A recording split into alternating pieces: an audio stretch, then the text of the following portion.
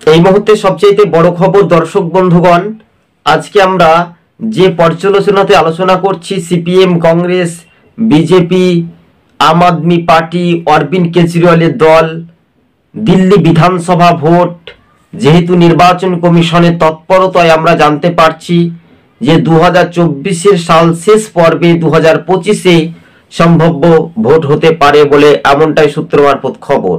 তবে এই খবরের ইঙ্গিত দিল্লি বিধানসভা ভোটে 70 আসনের মধ্যে ম্যাজিক ফিগার কম করে 36টি আসন পেতে হবে। কোন দল কত আসনে এগিয়ে থাকতে পারে বা পিছিয়ে থাকতে পারে, শেষ পর্যন্ত কি তীরশঙ্কু হতে পারে? আম আদমি পার্টির কি এবার হাতছাড়া হতে পারে আঞ্চলিক দলের? জাতীয় স্তরে কোন দল ক্ষমতায় ফিরবে? সূত্রের খবর অনুযায়ী সবুজবঙ্গ নিউজ আপনাদের সঙ্গে বুথ ফেরত যে জনমত সমীক্ষা আমরা তুলে ধরছি, সেটা ভালো করে মনোযোগ দিয়ে শুনে রাখবেন। সম্ভাব্য ফলাফল কি হতে পারে? 27টি আসন খুব জোর পেতে পারে অরবিন্দ কেজরিওয়ালের আপ পার্টি অর্থাৎ আম আদমি পার্টি। সম্ভবত 27টি আসনে তারা এগিয়ে থাকতে পারে সম্ভাব্য যে ফলাফল। এবং বিজেপি সম্ভাব্য তারা 22টি আসনে এগিয়ে থাকতে পারে এবং বাম সহ অন্যান্য রাজনৈতিক দল তারা 2টি আসন পেতে পারে, এমনটাই সম্ভাব্য জানানো যাচ্ছে। এবং কংগ্রেস কি সেই রকম হালচাল ধরতে পারবে?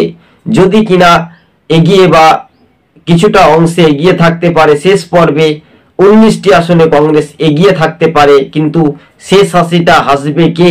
বিজেপি বনাম অরবিন্দ কেজরিওয়ালের আপ পার্টির মধ্যে যে একটা লড়াই আমরা দেখতে পাচ্ছি, যে দিল্লির মসনদ অর্থাৎ দিল্লিতে যে ক্ষমতায় আসে সেই দিকে কিন্তু তার পুলিশ প্রশাসন সেই দিকেই গড়ে। দর্শক বন্ধুবারে সবুজবঙ্গ নিউজ ইউটিউব চ্যানেলটি ভালো লাগলে অবশ্যই সাবস্ক্রাইব করে সঙ্গে থাকবেন। কার্যত আজকে ছিল আমাদের এই পর্যন্ত। বিষয়টা ভালো করে মনোযোগ দিয়ে শুনে রাখবেন। আরও একটা কিছুটা বিস্তারিতভাবে আপনাদের সঙ্গে কথোপকথন আমরা তুলে ধরার চেষ্টা করছি। তবে 36টি আসন ম্যাজিক ফিগার যদি কিনা কোনো রাজনৈতিক দল পার করতে পারে, সেই গণ্ডি কতটা ছড়িয়ে দিতে পারে, এটা একটা বাস্তবে সেই রূপরেখা মানচিত্রগুলো, সেটাই সবুজবঙ্গ নিউজ আপনাদের সঙ্গে পার্ট 1 পার্ট 2 করে তুলে ধরার চেষ্টা করছি। তবে সিপিএম, কংগ্রেস, বিজেপি সহ অন্যান্য রাজনৈতিক দল বা অরবিন্দ কেজরিওয়াল তারা কোন দল এককভাবে ক্ষমতায় শক্তি প্রয়োগ বা শক্তি প্রয়াস টেনে এনে ফের কিন্তু অরবিন্দ কেজরিওয়াল এবার তাদের হাতছাড়া হতে পারে, আঞ্চলিক দলের স্তরে বা জাতীয় স্তরেতে কোন দল ক্ষমতায় ফিরবে, এটাই সম্পূর্ণভাবে একটা আলাদা অভিমুখ বলা যেতে পারে। কিন্তু দর্শক বন্ধুগণ, আপনারা প্রথম থেকে শেষ পর্বে দেখবেন আর চ্যানেলে নতুন হলে অবশ্যই সাবস্ক্রাইব করে